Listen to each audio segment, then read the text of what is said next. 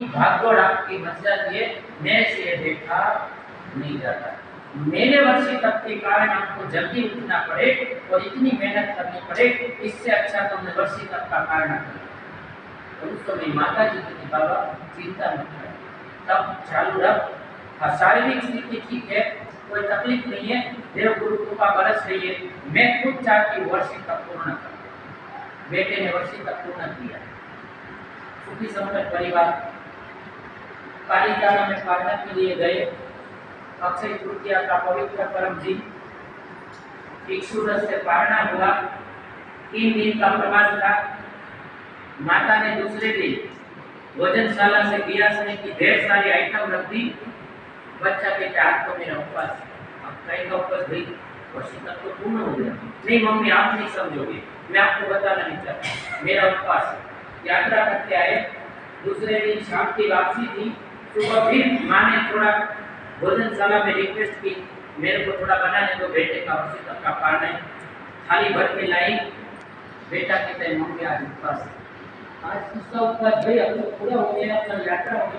नहीं मम्मी पारना तो घर जाके करने की बात है। मम्मी कहते ठीक है। रात को गाड़ी में बैठे, सुबह मरीन लाइन पहुंचे और मम्मी ने चौथे दिन ढेर सारी आइटम बनाई। आज तो मेरे पुत्र का पारना है। बेटे ने जब पारना करने बैठा, कहते माता जी जरा बैठ जाओ।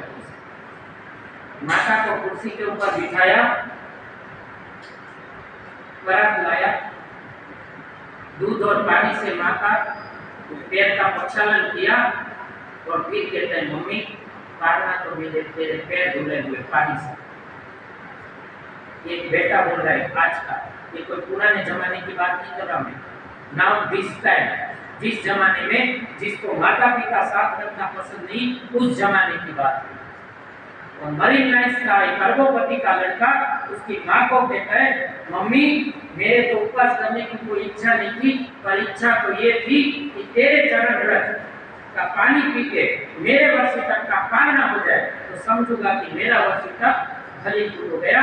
और तूने मेरे लिए जो 1 साल तक ये सुबह 4:30 बजे उठ के मेहनत की, मम्मी मैं और तो क्या तुझे दूं, बस तेरे ये अमृत की धार मुझे मिल गई। और उसी टाइम उस बेटे ने सारा पानी पी के वर्षी तक का पारना। ये है माता पिता का उपकार। रिमेम्बर, याद किसको है, किसने उपकार किया। आजकल तो गुरु बदल देते हो आप 2 मिनट में। माता पिता उपकारी, माता पसंद नहीं, पिता पसंद नहीं, गुरु 2-2 मिनट में बदलते आपके। यकीन कहाँ है, कहाँ है आपको उपकार की स्मृति। और ये नहीं तो भाव नमस्कार कहाँ से लाओगे। उस बच्चे को था कि नहीं पालना तो मेरी माँ के पैर के धुले हुए पानी से होगा, क्योंकि यही मेरी उपकारी है। बताओ, मैं ये नहीं कहता कि पैर किसने धोए, माता को तो कब मिले आप। माता के पास बैठ के पक्का कि धन्य जननी तूने मुझे इस नश्वर संसार, चलो जैसा भी है, संसार का दर्शन कराए। ये समय शादी हुई नहीं, अलग होने की बात।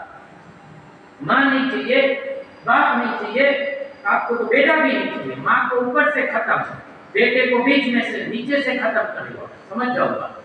5 साल तक बस अबोशन, घूमना फिरना है, अभी तो शादी नहीं।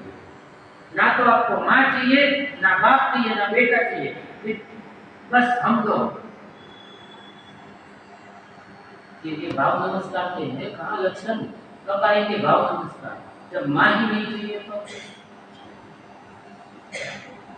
तो सबसे बड़े गुरु पूर्णिमा के दिन में बोला नहीं था, पर एक सूत्र में यहाँ तक लिखा है सबसे बड़े गुरु तो माँ है भाई।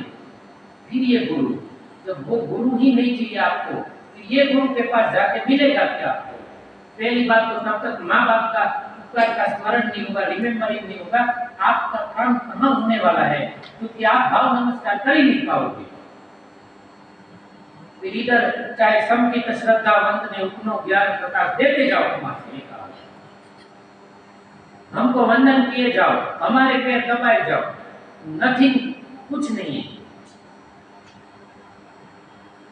इस युग में भी माँ के उपकार, एक पानी धुला हुआ पी के पाना कर सकते, हम अपनी माँ को कभी नहीं कह सकते कि आपका अवतार है। मैं दिल से कह रहा हूँ, गुरु जी से नहीं।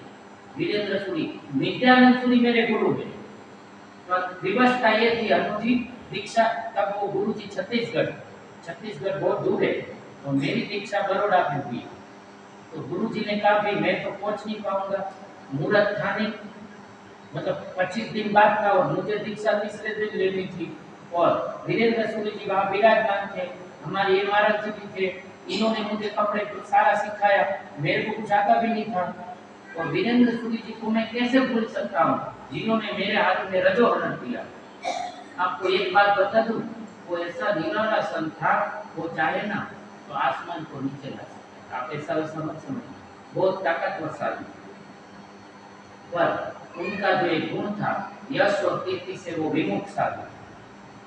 कभी उन्होंने बैनर नहीं छपवाए, कभी उन्होंने अपनी वाहवा नहीं कही। दिन में 9 घंटे मौन रखने वाले वो आचार्य भगवान।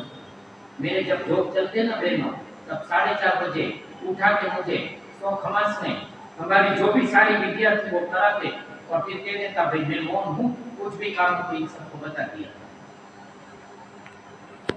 गजब की ताकत।